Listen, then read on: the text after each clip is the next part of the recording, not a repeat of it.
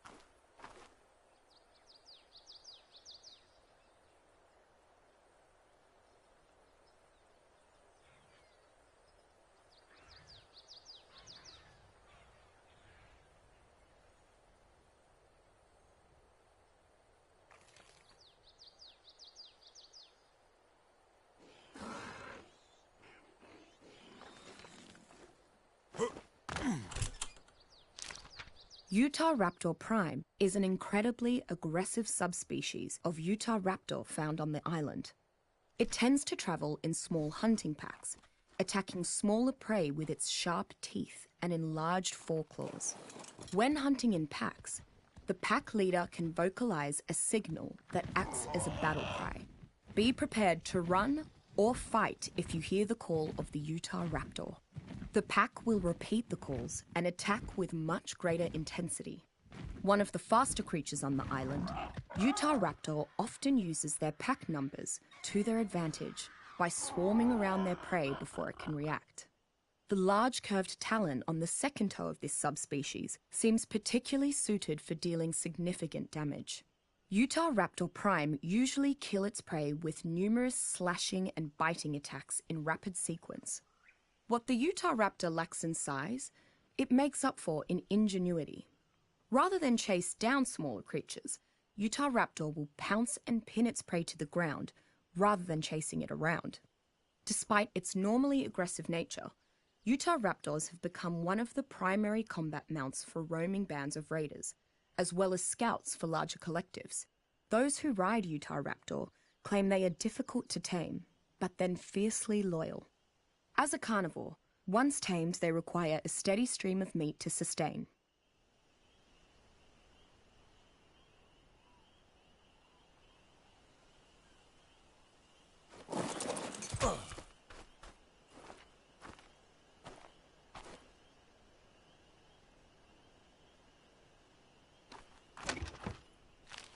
I was ever so glad to see Miss Walker again. My assistants are clever in their own right, but dear Helena is still the only person that I feel comfortable diving into my deeper theories with. I fear that I may have kept her from getting a word in edgewise, though. Once I got going on the obelisks, why, I just couldn't contain my enthusiasm. My word, I really have become quite enamored with the subject, haven't I? Well, that settles it. After this next set of trials, I shall go check on the Iron Brotherhood's progress. Perhaps I can convince Miss Walker to join me. We could make a real scientific expedition out of it.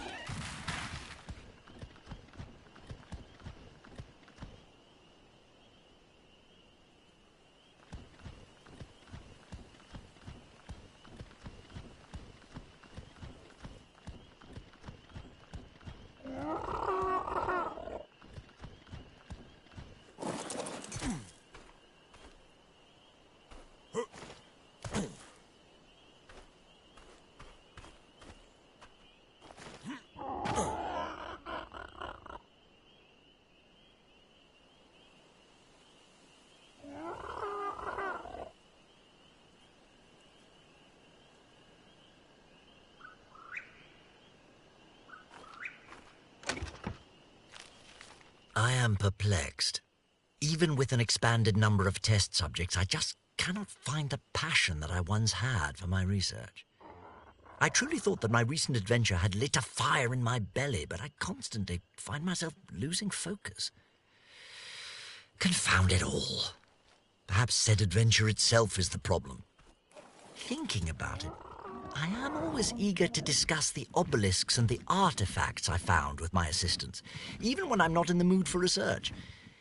There is a certain allure to them that I cannot describe, something that causes my thoughts to drift in their direction, like the pull of a strong tide. But it could simply be a passing fancy. I must give myself more time.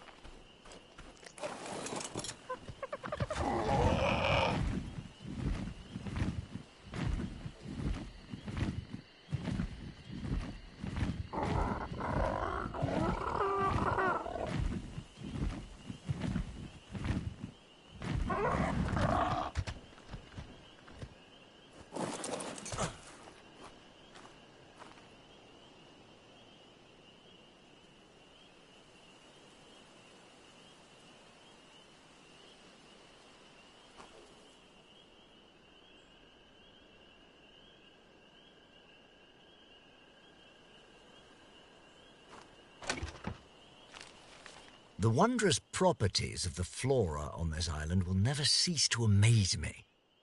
If I'd told my colleagues in London that I could create a concoction capable of erasing someone's memories, I'd be laughed out of the room and never invited to tea again. Yet here it sits, my mind wipe tonic.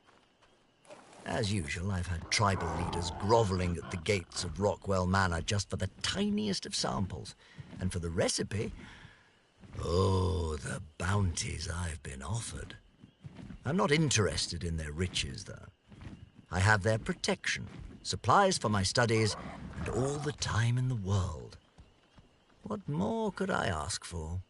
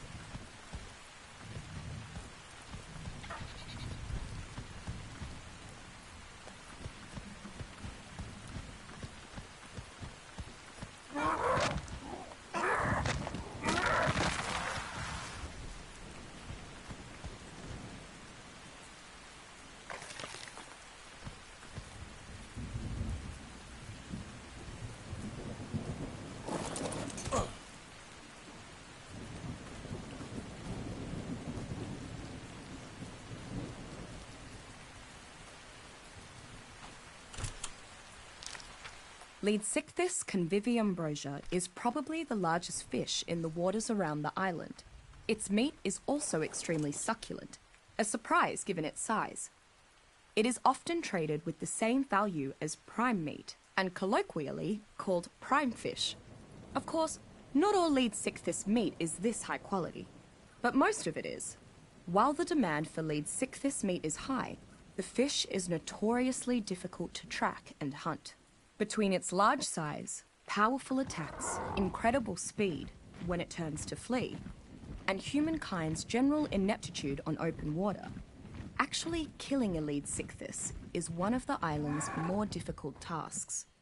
The hunt for an extremely elusive breed of the fish, the fabled great albino Leadsichthys, has been known to drive otherwise sensible men and women mad with obsession, as if all evil were visibly personified and made practically assailable in this one creature. Despite its large size and the fact that it may well be strong enough to carry heavy loads, Leadsichthys does not appear to be intelligent enough to tame. Nevertheless, some large tribes keep an enormous pen with a few Leadsichthys trapped inside for cultivating purposes, as bits of prime fish can be repeatedly scraped off the gargantuan beast without killing it.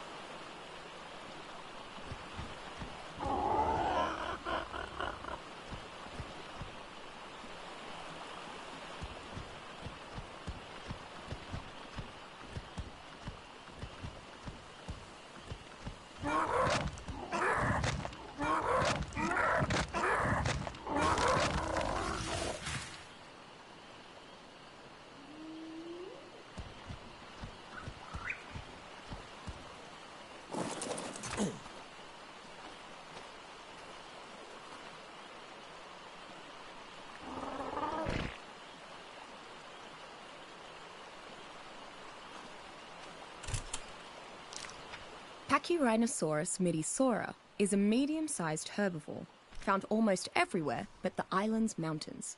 It is generally calm and ignores all other nearby creatures unless it is attacked.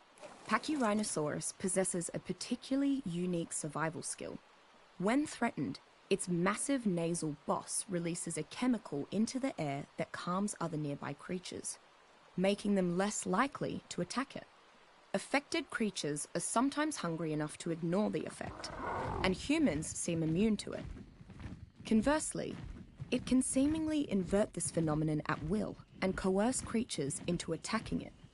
Pachyrhinosaurus is an excellent starting mount for anyone new to taming. It is fairly easy to train, can carry enough to be a simple pack animal, and is not as deadly as some of the larger herbivores. Additionally, Pachyrhinosaurus can release its unique chemical on command to protect itself and its rider from nearby predators, or draw attention if desired, making it a potential lifesaver in a pinch.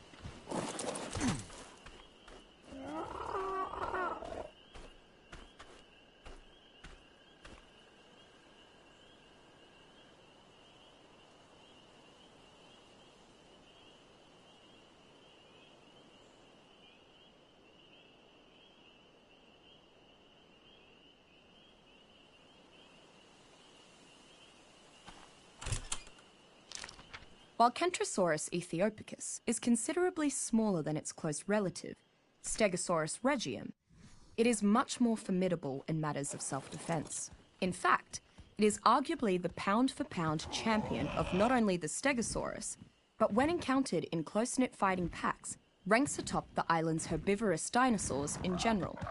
Thanks to its wickedly sharp defensive spikes, any creature that attacks Kentrosaurus is likely to be reversely wounded in turn, and it is capable of piercing even the thickest of hides and armors when it goes on the offensive. I have personally witnessed the Kentrosaurus fell much larger predators in a single such impaling maneuver. Underestimating Kentrosaurus can be a fatal mistake, particularly when it's in a herd. When traveling in numbers, Kentrosaurus seems to grow much more aggressive, increasing the range at which it will defend its territory. Survivors have seen little success in their attempts to ride Kentrosaurus, owing to its spikes and hot-headed temperament. However, a tamed herd of Kentrosaurus can effectively defend a compound and take on larger carnivores. Once impaled by its attack, the Kentrosaurus slams the attacker onto the ground continuously, helping to turn the tide of a pitched battle.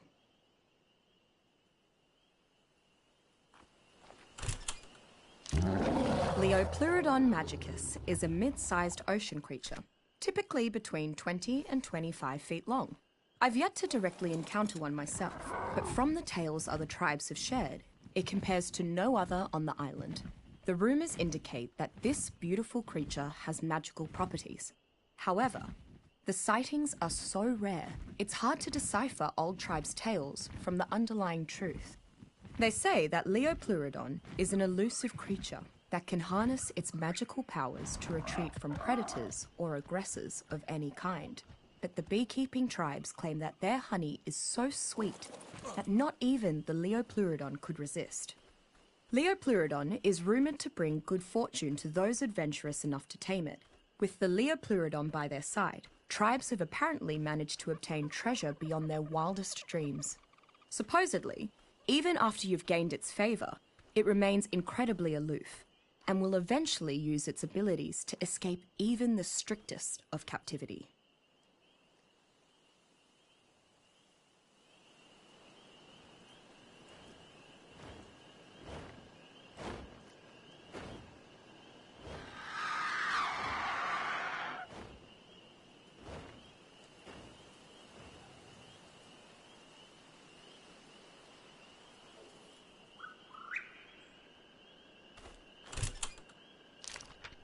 Smilodon brutalis is a solitary hunter, generally found in cold, lightly wooded areas. The island's mountains are the perfect habitat, as the mammal's fur keeps it safe from the bitter temperature. While its huge fangs are excellent for delivering death blows, the creature's claws can be just as deadly. Despite normally being a solitary creature, Smilodon brutalis are not opposed to hunting in small packs. In fact, they have to do this to take down larger prey, such as mammoths. Enough saber-tooths can take down a Carnotaurus, perhaps even a Tyrannosaurus.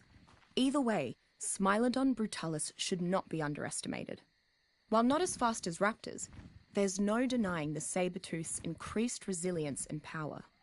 In addition, well-trained saber-tooth can be taught to use their claws to flay corpses.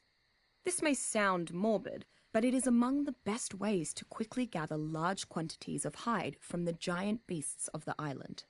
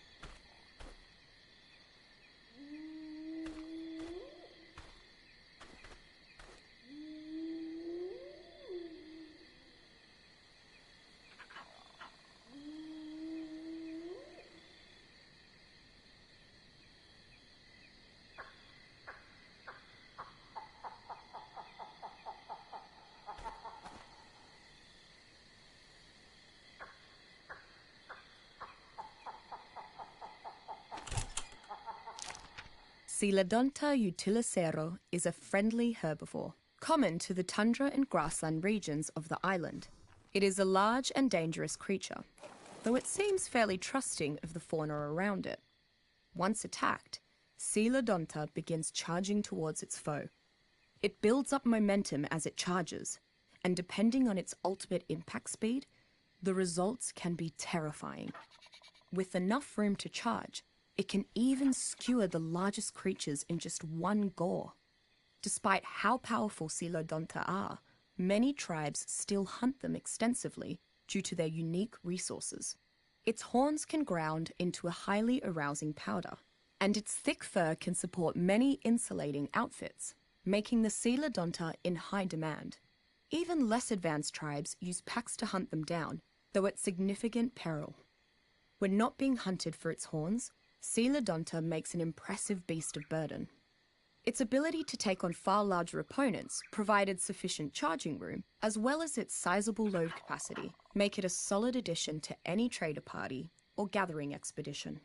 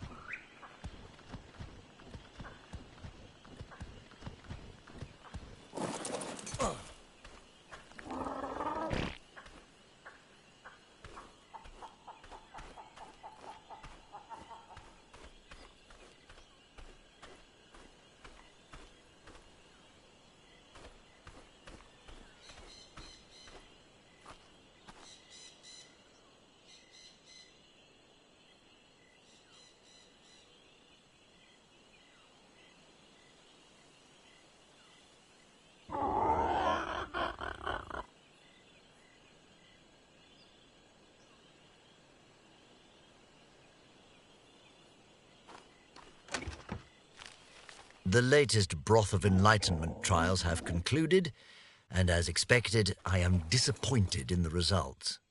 Though the primates I tested it on showed increased aptitude for learning, I do not believe any of them have truly ascended to a higher level of intelligence. Well, bugger the little blighters, I say. My assistants have almost finished preparing my supplies for my next expedition, and I have drafted a letter to send to the Iron Brotherhood ahead of my departure. Soon enough, I'll have forgotten all about them. Pardon the interruption, it seems that I have a guest. Now, just what is Mr. Nerva doing here? I suppose I'll find out.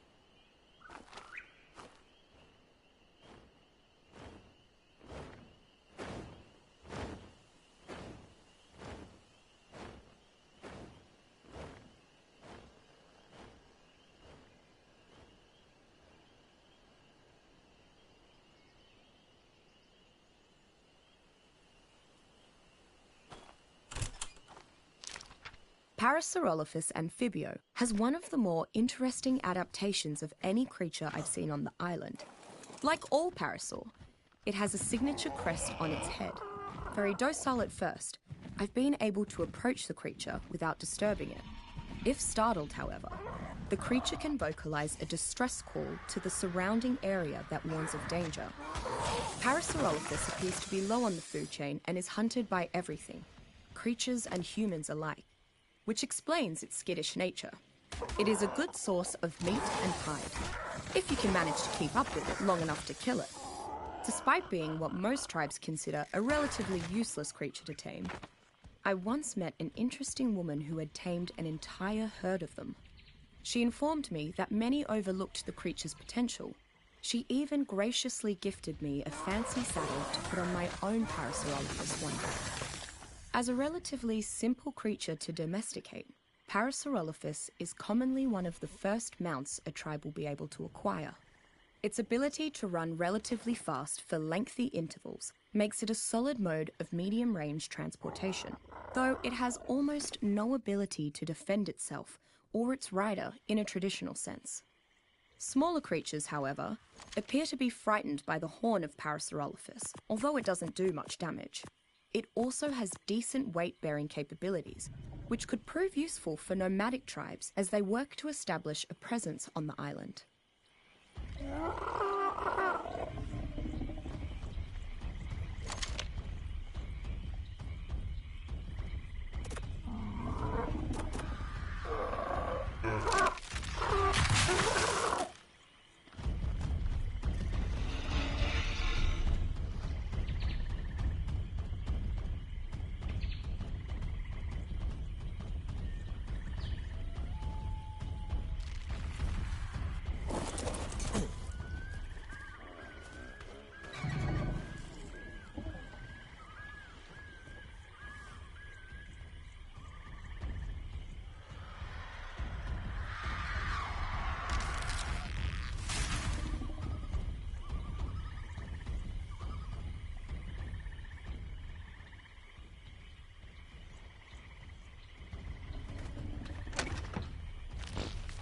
Well, I think I've gotten as far in my studies of the obelisks as my archaeological expertise will take me. A shame, really. This has been such a joyous little diversion that I hate to see it end. Oh, Rockwell, you old twit. You've forgotten the origins of this little excursion. Spelunking. Did you yourself not hypothesize that there may be more artifacts hidden elsewhere on this island? Surely you can't give up before confirming that. No, certainly not. Nor can I be expected to scour the Ark's corners alone. Perhaps someone can spell in my stead. Better yet, perhaps someone has already spelunked.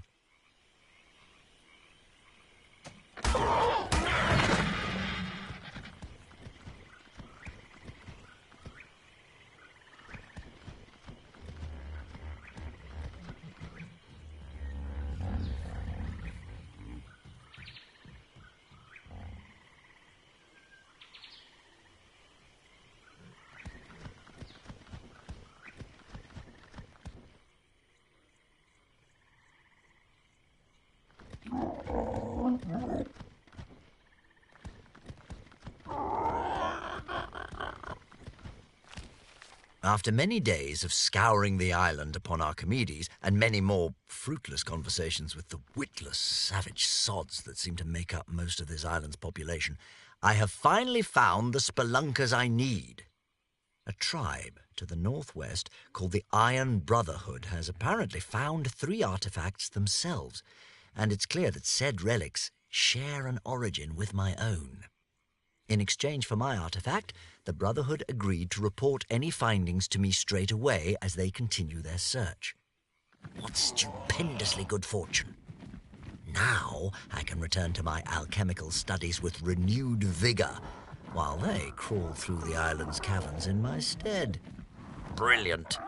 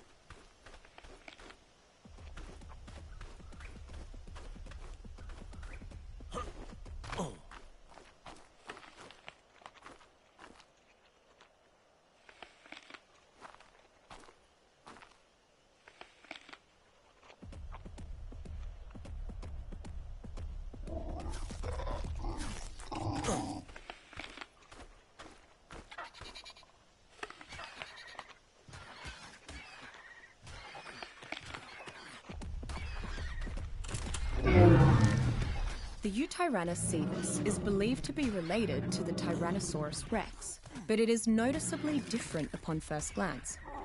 Feathered creatures are not necessarily viewed as dangerous predators in the same light as other theropods.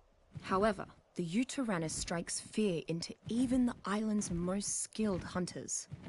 There are few wild predators that are able to pack hunt alongside the generally hostile Carnotaurus, like the Yutyrannus does, with such ease. It is also the only creature I've seen to consistently induce a state of panic in opponents with its roar. Upon hearing it, most creatures in the area will flee for safety. A domesticated Yutyrannus can be a powerful offensive or defensive addition to war parties. With its mighty roar, it can induce fear in opposing creatures. Meanwhile, Yutyrannus can be trained to develop a confidence-boosting battle cry, which counteracts enemy attempts to induce fear, while also bolstering the resolve of allies, and may even draw wild Carnotaurus to its aid. These unique leadership qualities make the Yutyrannus a versatile and, at times, a necessary creature to have on your side during large-scale confrontations. Megatherium formipava is one of the larger mammals on the island. This is most shocking because it is essentially a giant sloth, if you crossbred it with an elephant and a bear. Because of its size and girth, the Megatherium is uncommonly resistant to being knocked unconscious. Despite primarily being a herbivore, a typical Megatherium is very intent on consuming the island's many insects. It is particularly adept at removing their insides without damaging much of the shell, maximizing extraction of chitin. The otherwise slow and peaceful Megatherium becomes faster and aggressive in the presence of these creatures. Megatherium is an incredibly useful creature to tame, so long as you don't intend to fight other tribes. Its enormity, high resistance to torpor, and voracious attitude toward insects and arachnids makes it ideal for farming large quantities of chitin from the bugs of the island, or simply defending against them.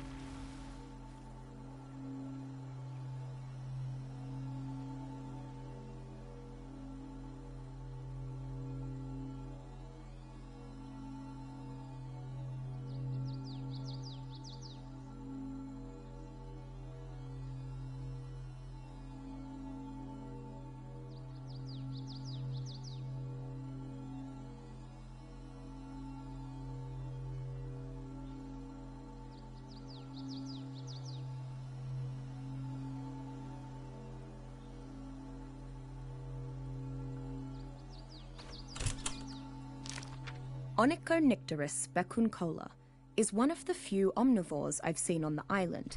They seem to live primarily off the mushrooms and moss within the caves, but they attack almost any non-insect on sight. They avoid Titanoboa whenever possible, which leads me to believe the snake to be a natural predator of Onychonycteris. While flying in the dark caves would be difficult for any creature, Onychonycteris' ability to use echolocation has allowed it to adapt perfectly. It can be found idly flying around the caves, as often as it can be found hanging from bits of the cave ceilings. Not large enough to be used as mounts, and not strong enough to carry much, Onychonycteris still functions well as a guard animal, whether protecting a vacant home or members of a tribe. Their relatively vicious nature has its uses.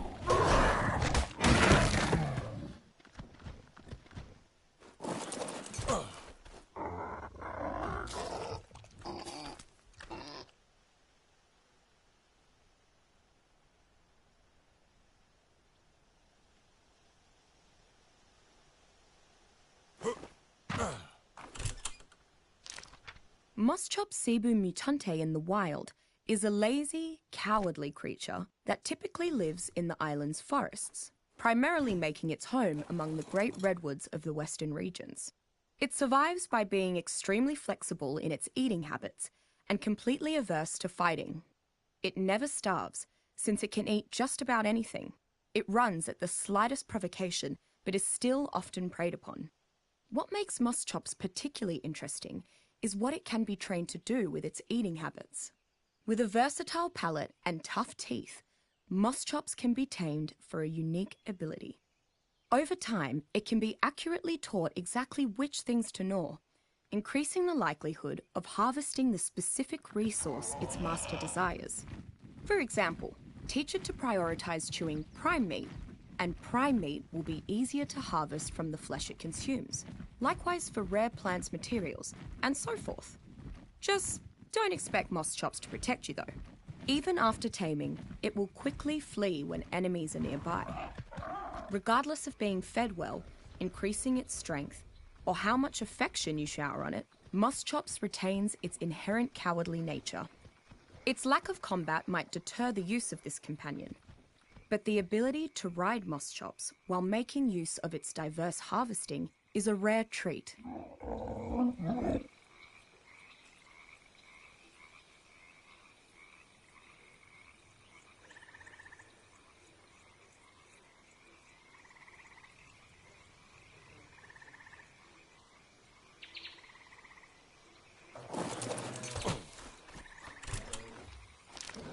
Of the many creatures I've yet encountered on the island, the Iguanodon vicissitudinus has the distinctly versatile capability of switching its primary method of locomotion according to its momentary needs. Primarily a rather lethargic bipedal herbivore native to the island's many grasslands and forests. In situations where increased speed or maneuverability is called for, it will quickly shift its posture into quadrupedal stance and behave like a very different creature. While bipedal, it can employ rapid stabbing attacks with its distinctive thumb spikes. In quadrupedal stance, conversely, it seems to have an endless supply of stamina, even while sprinting. Interestingly, the iguanodon's thumb spikes also provide it with the capability to pick seeds out of fruits, allowing a farmer to easily convert stacks of fruits into stacks of seed for planting. Combined with its highly effective fruit harvesting and substantial carry weight, the iguanodon's excellent mobility in bipedal stance makes it an ideal field hand that can also pull off a quick getaway or an agile defense when needed.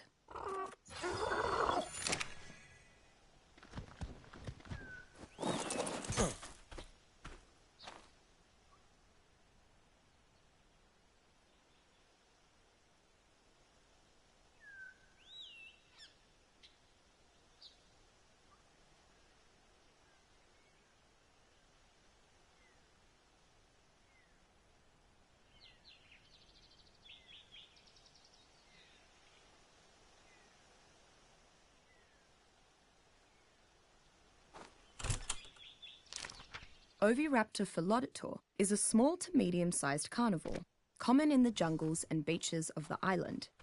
Despite being a carnivore, Oviraptor's main source of food is eggs, which it steals from nests. Unlike any other creature, Oviraptor seems to be able to surreptitiously steal these eggs, usually without attracting the attention of an irate mother. In an incredible feat of natural selection, Oviraptor seems to emit a chemical pheromone that affects many creatures as an aphrodisiac. Mated creatures are much more likely to create new eggs while Oviraptor is around, which allows the Oviraptor to go about its business unperturbed. Too small to fight or ride, Oviraptor is still one of the more commonly tamed creatures on the island. Its pheromone ensures an increased stream of eggs from nearby mated wild creatures for breeding, eating, or cooking kibble. Oviraptor will autonomously do the dirty work of stealing eggs from other tribes or wild dinos on your behalf, without attracting unwanted attention. They also make quite adorable sounds, so many children simply like to keep them around as rather strange companions.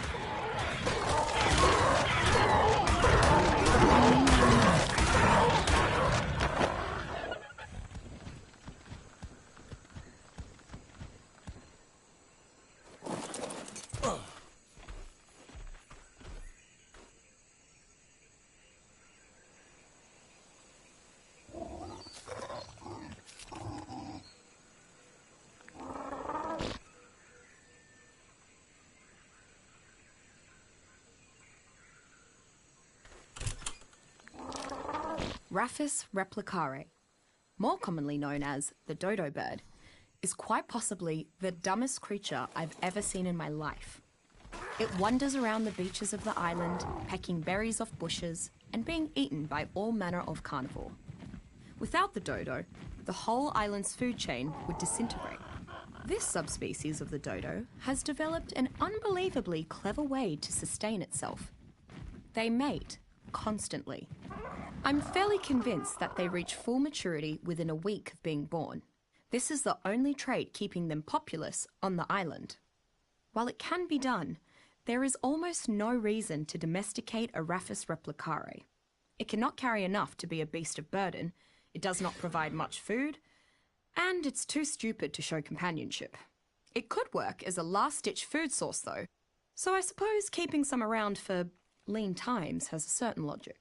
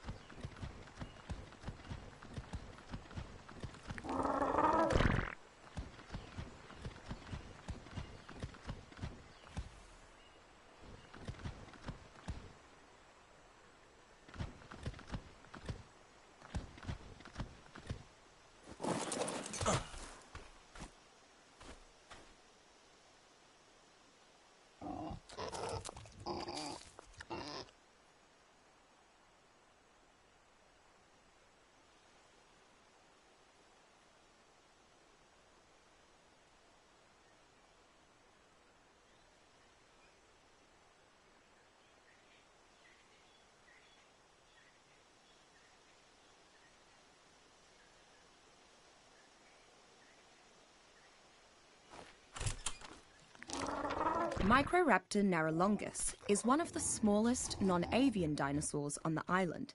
Incredibly fast for its size, Microraptor is a voracious carnivore. Aggressive towards anything regardless of size, Microraptor fancies itself an apex predator. It will attack humans on sight, especially if it's not alone. When hunting, Microraptor's speed is only one of its assets. While not quite capable of sustained flight, its wings allow it to stay aloft for several seconds while jumping. This allows Microraptor to attack its prey's vulnerable areas, as well as search for small river fish. Notable, the creature also tends to use this ability to knock oblivious humans off of their mounts. While not a powerhouse against armed enemies, Microraptor is particularly suited to dismounting enemy riders. Microraptors' natural tendency to attack weaker creatures means they can ignore the mount while attacking the rider with leaps of fury.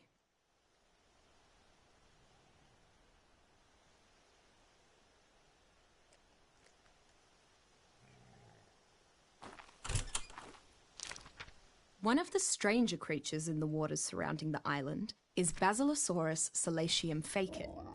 It's a powerful swimmer, which is adapted to the shallows so remarkably well that it rapidly recovers from injuries when near the water's surface. Conversely, it's vulnerable to deep water pressure, which slowly causes it harm. Basilosaurus is usually closely followed by other predatory creatures, as its eating habits leave plenty of scraps for scavengers to consume. It is a gentle creature towards humans and happily laps up food directly from them. However, the creatures that trail the Basi tend to become dangerously enraged whenever this occurs, as it leaves no leftovers for them. Despite the hassle of engaging with its ornery followers, many tribes still attempt to tame the Basilosaurus, as its mammalian, warm-blooded circulation provides a rider with perfect comfort from both heat and cold. Being apprehensive in nature, Basilosaurus is equipped with a defense mechanism that prevents it from being stunned or shocked. Alternatively, Basilosaurus is hunted, perhaps too vigorously, for its special blubber, which can be efficiently refined into gasoline.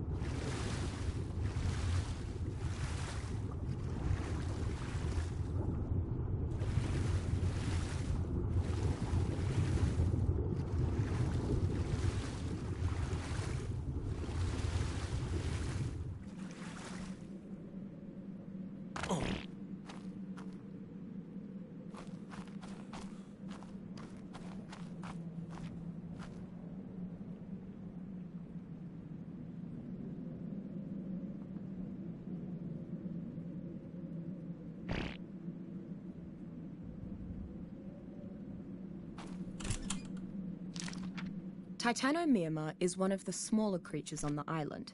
A frightening thought when you realize it is the size of a dog. A hive-minded carnivore, Titanomyrma is aggressive on sight to humans and their creature companions. When attacked or threatened, it releases a chemical which alerts all other Titanomyrma in a large range to help fight the aggressor. While small, Titanomyrma remain a threat because of their bite. Titanomyrma mandibles produce a toxic venom that causes loss of stamina, preventing escape and increasing the chance of losing consciousness. I've seen two varieties of Titanomyrma: drones and soldiers. Drones are smaller, faster, and land-bound, with the intent to harvest for the colony. Soldiers are larger, slower, have wings, and they defend the colony. If Titanomyrma is akin to hive insects, there must be queens too, but I have yet to encounter such a variant. Because of its hive mentality, I've not seen any successfully tamed Titanomyrma on the island yet. Fortunately for lone survivors, separated Titanomyrma can be easily picked off for a small supply of chitin, among other natural resources.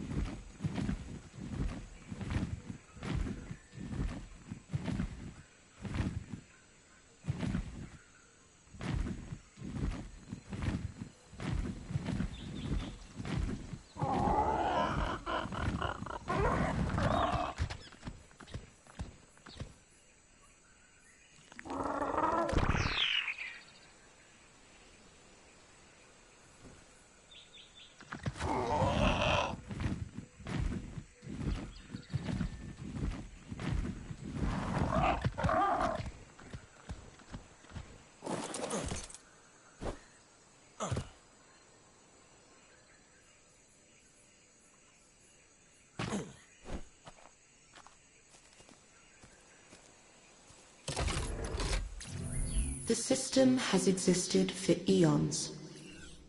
Considering all the variables, it has adapted well. Much like you, it has toiled to reach its goals. And it has overcome many obstacles. However, the scale is larger. The struggle is longer. In organic beings, age can slow reflexes and dull thought. Not so with the system. The speed and efficiency of its calculations are not in doubt. One could argue they're the problem. If a function has a 0.001% chance to cause an error, but it's only run a dozen times, an aberration is unlikely. But 1 trillion times? Then it's inevitable. More time, more errors. A drop turns to a trickle to a flood.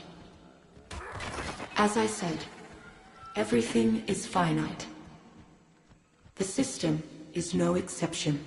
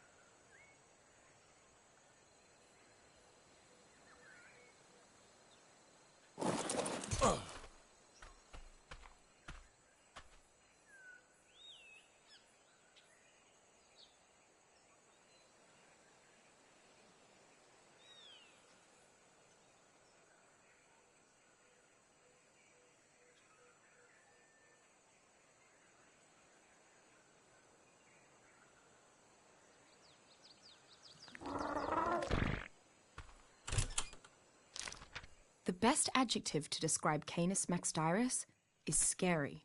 This pack animal is a cunning and brutal predator, capable of taking down prey of nearly any size. In addition to being a vicious hunter, it is the size of a small horse, meaning even the largest predators aren't necessarily safe from the packs. Unlike most creatures on the island, Canis is a dedicated pack hunter and rarely hunts alone. When in a pack, Canis are naturally spurred to fight for their lives with increased effectiveness, while the most experienced Canis will be designated Alpha and gain an even stronger enhancement. The species has an incredible affinity for teamwork. Obviously, Canis is a thrilling battle mount. It is fairly fast, very strong, and agile. It can leap almost as well as the island's battle cats. Riding a supercharged Alpha Canis into battle at the head of a bloodthirsty pack is a thrill for which most warriors would gladly proclaim, "Today is a good day to die." If utilized correctly, Canis can be a useful aid in your discovery efforts. It has developed a keen sense of smell that enables it to detect things that most creatures can't. I've even seen them used to find creatures that are hidden beneath the surface.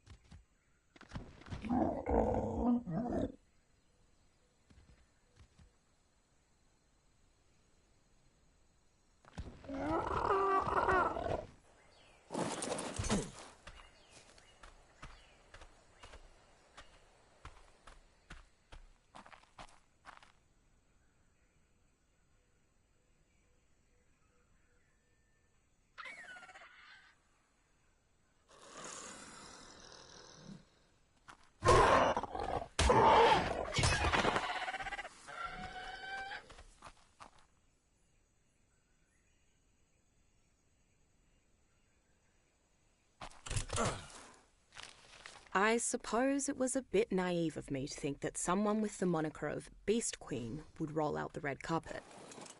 I guess I got used to all of the friendly treatment that being an associate of Rockwell's earned me. She did let me stay at least. And she hasn't instructed her dinosaurs to kill me yet, so that's a positive. Not that she'd really need the dinosaurs. If that glare of hers gets any more intense, I'll probably just burst into flames on the spot. Struth, I hope she eases up. Sifting through raptor excrement with someone watching is harder than you might think.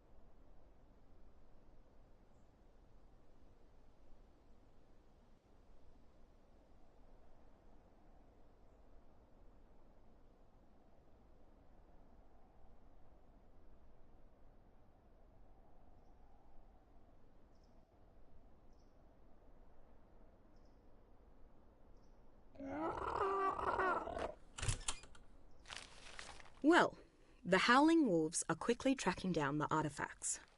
But after hearing about what happened to the Iron Brotherhood, that's as far as they'll go. It's understandable, but it leaves me in a tight spot. If a giant spider and I get in a scrap, the spider's winning for sure. Even with Athena on my side, I prefer to avoid danger, not confront it. My aim's piss poor, and I've got fists like marshmallows. If I want a fair go at actually surviving whatever happens when the obelisk activates, I'll need backup. Negotiation notes. Don't mention feces. Don't look directly at the glare. Bring chili. Unburned.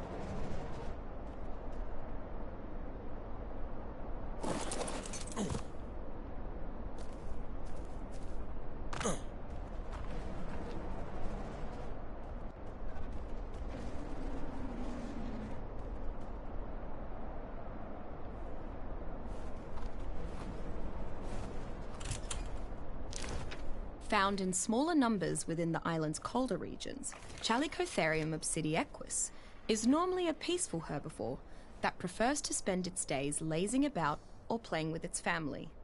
It is very territorial, however, and the entire family, young and old, will turn against an encroaching creature at just the slightest provocation.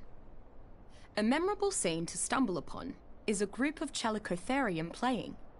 One odd playtime activity for Chalicotherium is hurling large balls of snow or mud rocks at each other. Smaller creatures in the area shy away from Chalicotherium during this exertion for fear of being buried in snow or gravel. While many creatures are useful while attacking a fortress, Chalicotherium can be trained as mobile artillery. Its unique playtime habit becomes a rather devastating long-range assault tactic when it is given boulders to throw, rather than snowballs.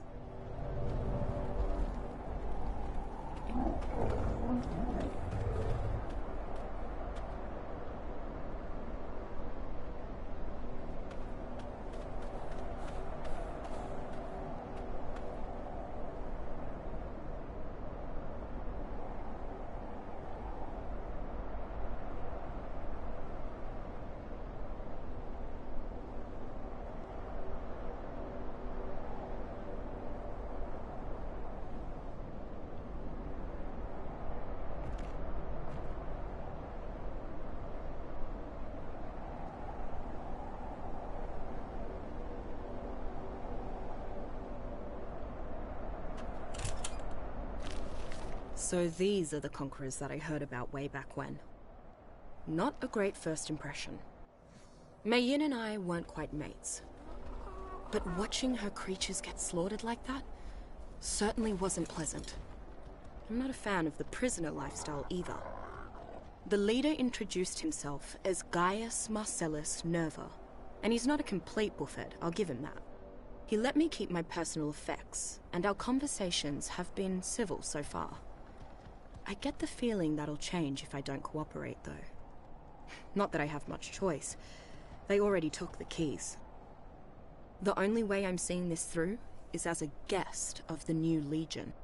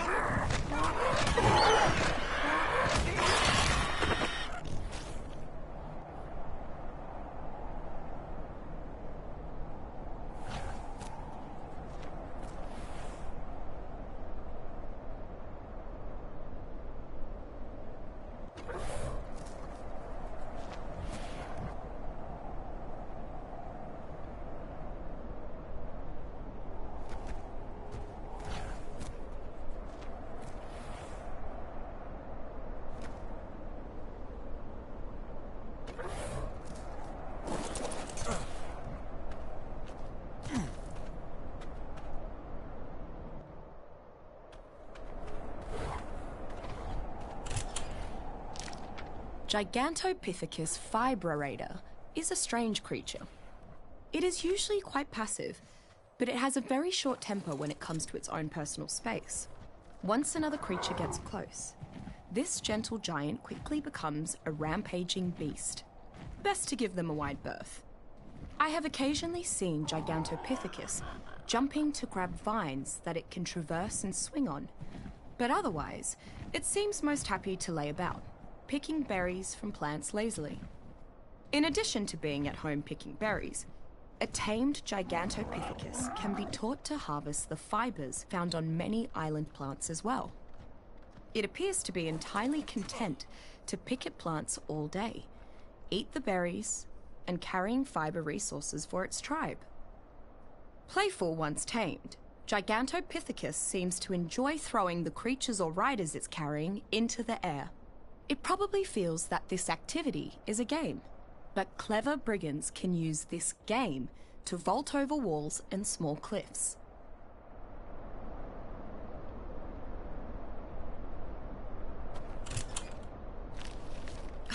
Unbelievable.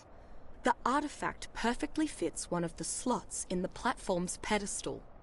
How did I not notice that right away? I really am a dipstick.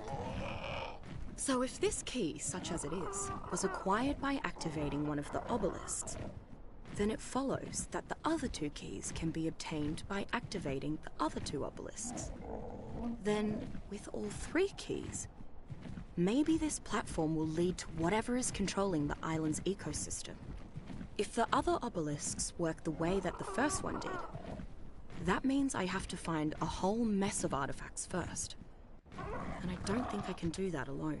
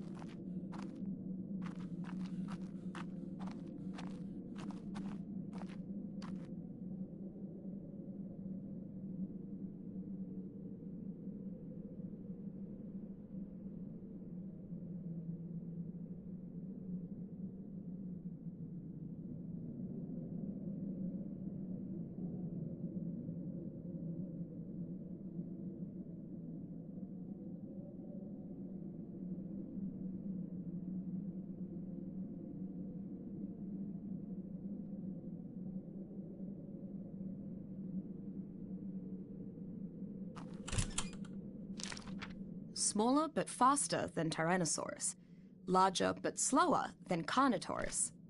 Allosaurus therotribus is the island's resident pack-hunting theropod. While most aggressive theropods are relatively solitary creatures, Allosaurus lives in groups of 3. One Allosaurus is the alpha, while the others are its mates, or a beta male. Like humans find value in forming a tribe, the Allosaurus has evolved to hunt in packs. Its saw-shaped teeth leave its prey bleeding and maimed, making escape difficult. Once an Allosaurus slows a creature with its cutting bite, the rest of its pack quickly closes in for the kill. Not everyone thinks a tamed Allosaurus is ideal. Those who appreciate speed generally tame Carnotaurus, while those who value raw stopping power tame Tyrannosaurus. However, riders of Allosaurus tend to respect the utility of its alpha pack status, which along with its bleed-inducing attacks and relative mobility, can effectively turn the tide of a combined arms battle.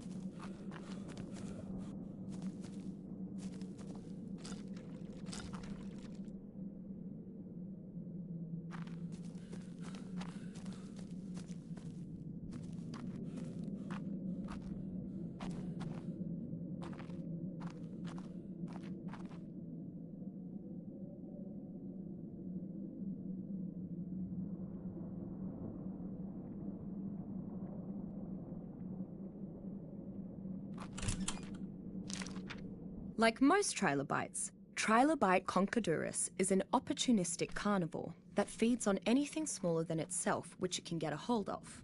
A sluggish creature, the trilobite's best defense is its incredibly hard shell. This seems to be a common adaptation for the slower creatures of the island. Trilobite is not a very good source of food. The creature seems to be made mostly out of internal organs and its protective carapace. This is good for the trilobite, as both river and ocean predators are less likely to prey on it if there are better options around. The trilobite does not seem to have enough intelligence to be tamed. This doesn't mean it has no use among resourceful survivors, however. Found along beaches and in the ocean's shallows, trilobites are easily one of the best sources of oil, pearl, and chitin on the island, presuming one doesn't wish to venture into the dangerous caves.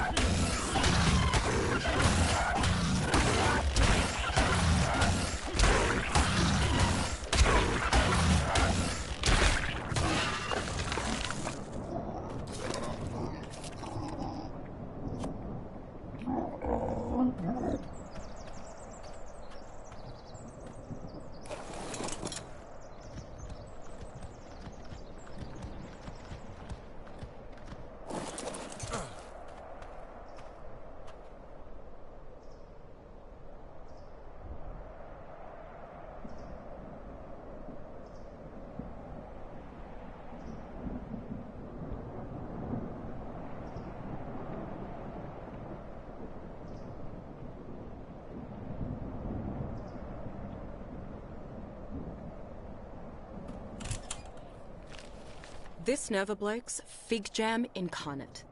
He seems to think he's Jupiter's gift to the island or some rubbish like that. I think his ego was actually tangible when the Legion returned from the obelisk with the third key and the head of a dragon in tow. Sadly, as much as I would enjoy seeing him fall flat on his face, I need him, and I need the new Legion. So when he asked me to guide his forces to the hidden cave, I obliged without protest.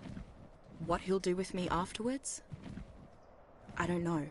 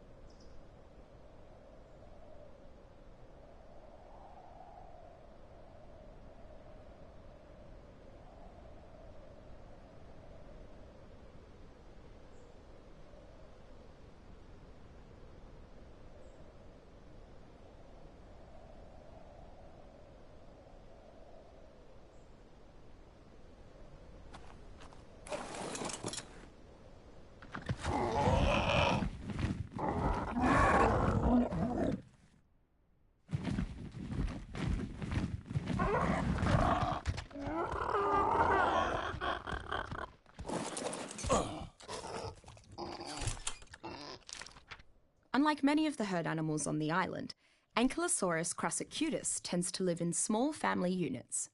I believe they can afford to stick with smaller groups because of their incredibly thick skin, for which they're named. Despite not being among the largest of the island's herbivores, Ankylosaurus is one of the more difficult creatures to take down.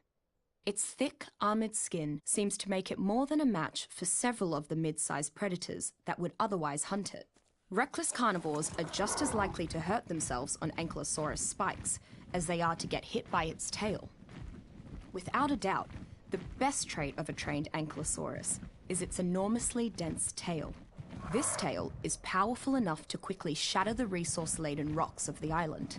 One of the wealthier human tribes on the island utilizes a squad of ankylosaurs in its mines and quarries. The creature's affinity for metal enables it to carry raw ore at an effectively reduced weight.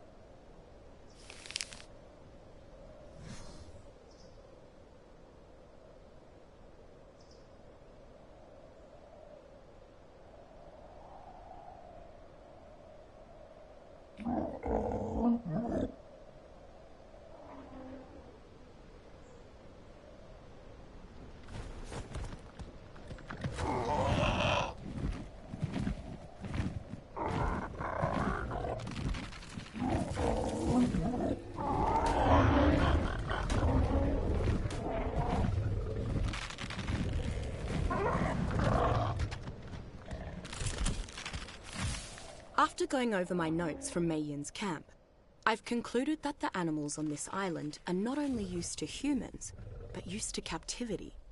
Even with their accelerated growth rates, their behavior indicates that they have been regularly domesticated, for decades at least. Otherwise, they'd never obey the whims of mankind so easily. With that in mind, I believe that my theory about this island being curated is back in play. In fact, it's possible that not only are animal populations being controlled, but that the animals themselves are genetically modified. However, before I bring this to Rockwell, there's one more rumor that I want to confirm.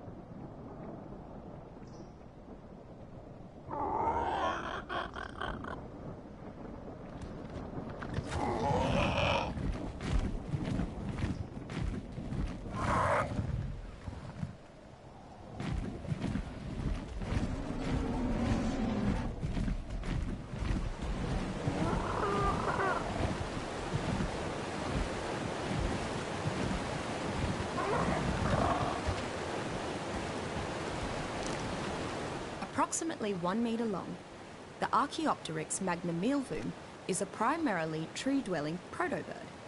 It avoids the ground as much as possible, preferring to stay in the safety of the tree line, where few predators can reach it. I've not seen an Archaeopteryx outright fly yet, so it's possible that they cannot generate enough lift to do more than glide along distances between perches. I'm not sure how a creature so fearful of the ground can be such a picky eater, but Archaeopteryx only seems to consume certain rare insect matter. The most likely explanation is that it tends to nest in infested trees, stripping them bare of such food sources. While not large enough to bear the full weight of an adult human, Archaeopteryx still has great utility. Despite the creature's inability to fly, its wings have sufficient strength to dramatically slow the rate of a person's descent if that person holds onto Archaeopteryx while airborne. Taming Archaeopteryx can be somewhat troublesome though, as it refuses to eat most common food sources and glides to prospective safety at the first sign of any interloper.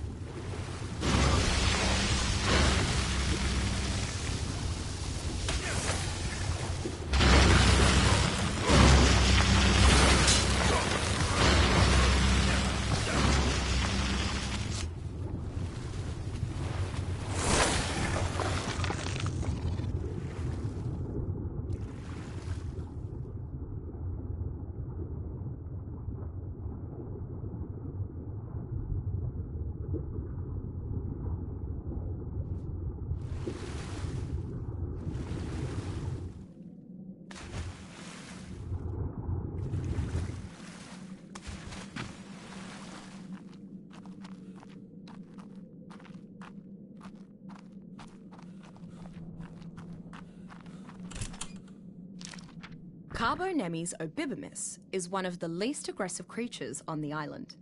Were it not for the plethora of predators on the island, I'm quite certain that it would spend its days basking in the sun, eating or sleeping. Carbonemys leads a simple, solitary life. Nevertheless, it seems to be one of the most peaceful animals I've yet encountered. With its slow walking speed, the only things that keep it safe are its surprisingly fast swim speed and its incredibly thick shell, which can absorb tremendous damage. Carbonemy's swift swim rate, fairly high strength, superior shell defenses, and lack of real threat makes it an ideal armoured mount for many survivors who shy away from violence.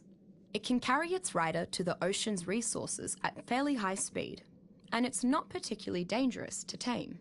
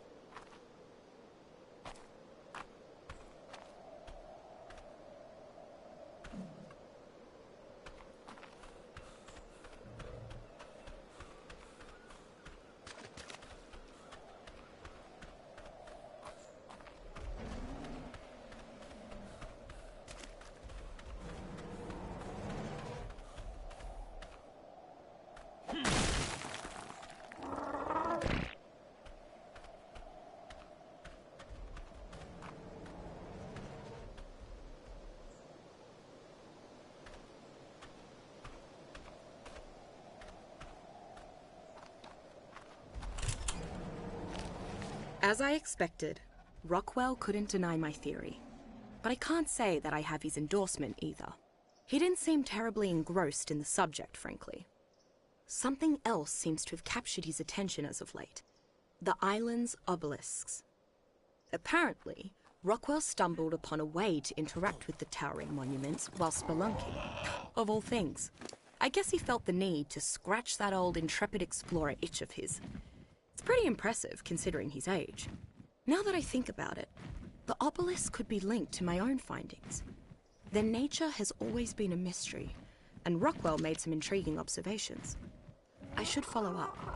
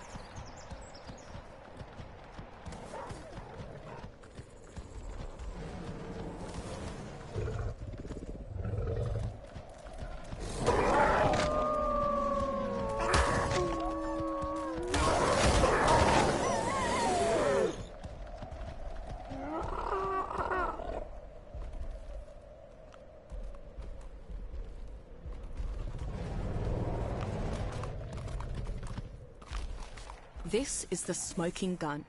It has to be.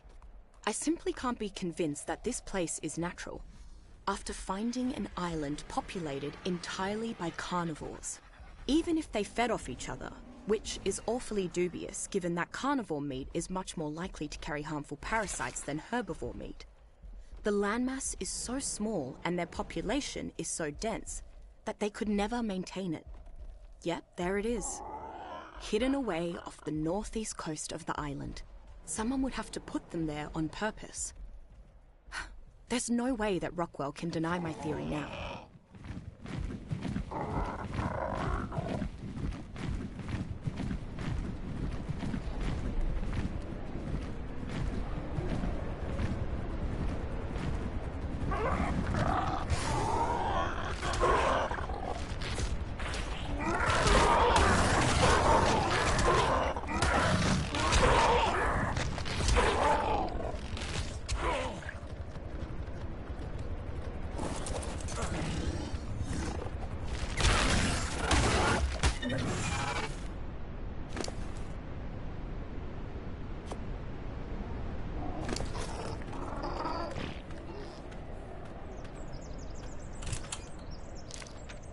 Lording over the skies across the island, Argentavis atricolum has few aerial rivals. It is a small consolation for the island's other avian creatures, then, that Argentavis seems to have little interest in anything alive. Argentavis is actually slower than the island's far more common pteranodon, but it possesses significantly more stamina and can sustain flight for approximately 3 times as long. Its weighty stature, in comparison to the pteranodon, allows it to utilize its talons to support the weight of an additional passenger. Considering its saddle doubles as a mobile crafting station, it makes Argentavis an excellent creature for traveling and hauling cargo over long distances. Quite apart from what I would have guessed, Argentavis does not have the stooped neck typical of modern buzzards and vultures. I don't know if it adapted this stronger neck to deal with the predators on the island, or if its lineage derives from before the stooped neck became common in carrion-eating birds. Whichever it meant to be, it has enabled Argentavis to carry smaller creatures with its beak.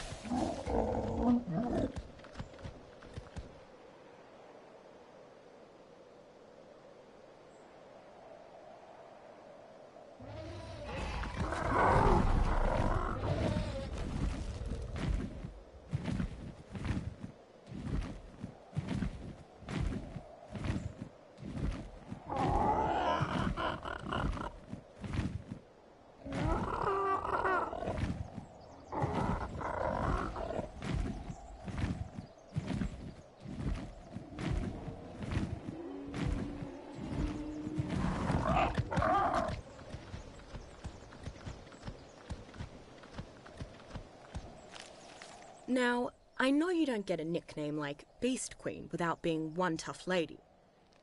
But when I saw that giant ape, I still thought we were buggered. Fortunately, Mei Yin's got more intestinal fortitude than yours truly. And somehow, some way, she was able to pull out a win. Glad I'm on her good side. I already found the second key, but I want to take a look around here before we head back through the portal.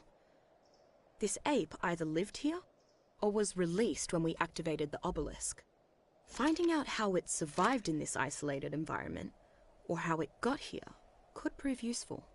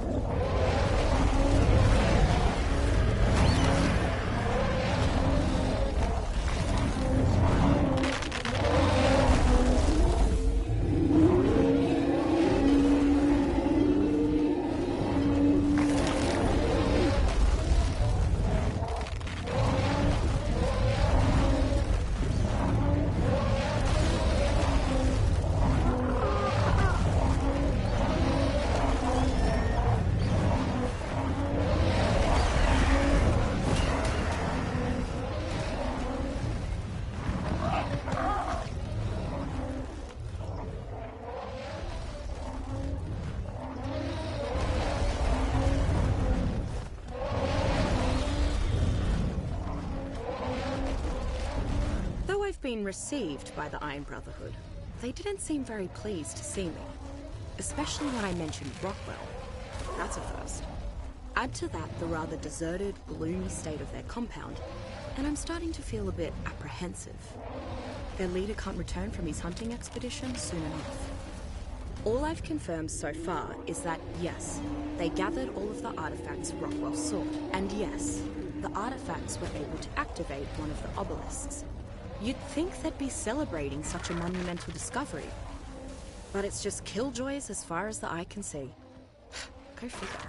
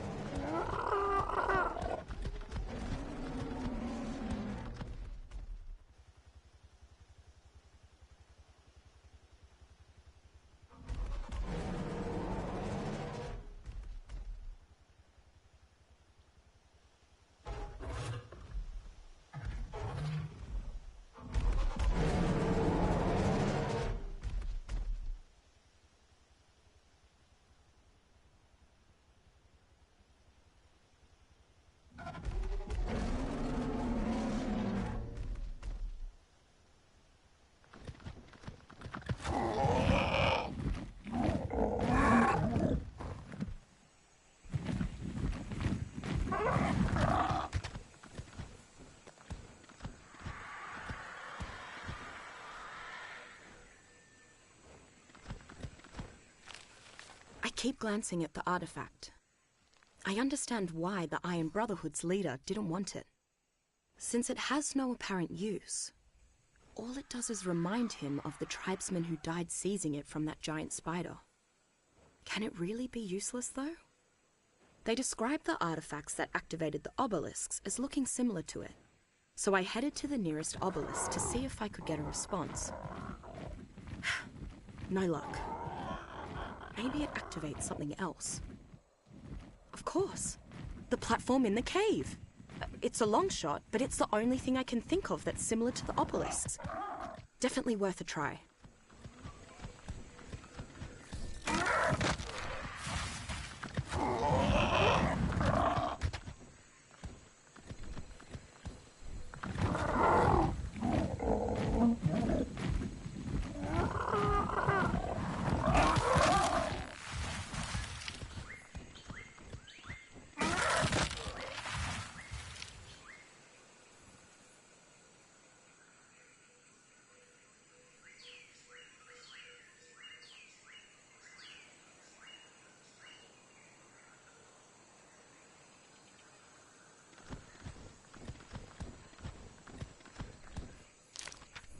Dimorphodon equiseca is another of the island's Jekyll and Hyde creatures. It is normally passive, sometimes even friendly. When provoked, it becomes very aggressive. Even against larger creatures it has no business fighting, often to its own fatal end. Dimorphodon can make short work of smaller opponents, however, due to its large, but lightweight skull and teeth. Barely over a metre tall, Dimorphodon should be low on the food chain, but its incredible speed and surprisingly strong bite make it fairly dangerous, especially en masse, as they tend to attack in groups. A flock of angry or hungry Dimorphodon can take down prey several times their size, so survivors should take care not to hunt near where a flock is gathered. Dimorphodon is one of the creatures on the island that is easily domesticated for companionship, but its use in combat is also quite clear.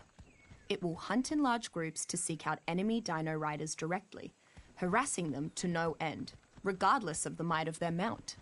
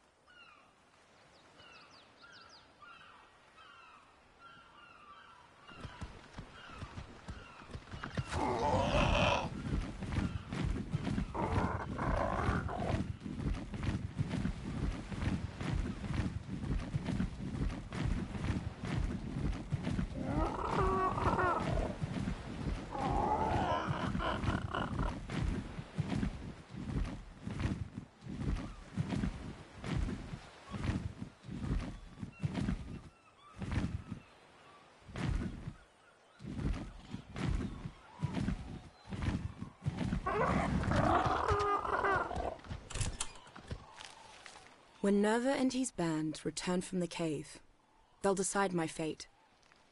So this may be my final chance to reflect. I may as well take advantage of it.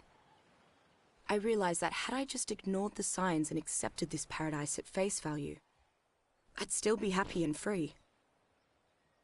Would that have been better?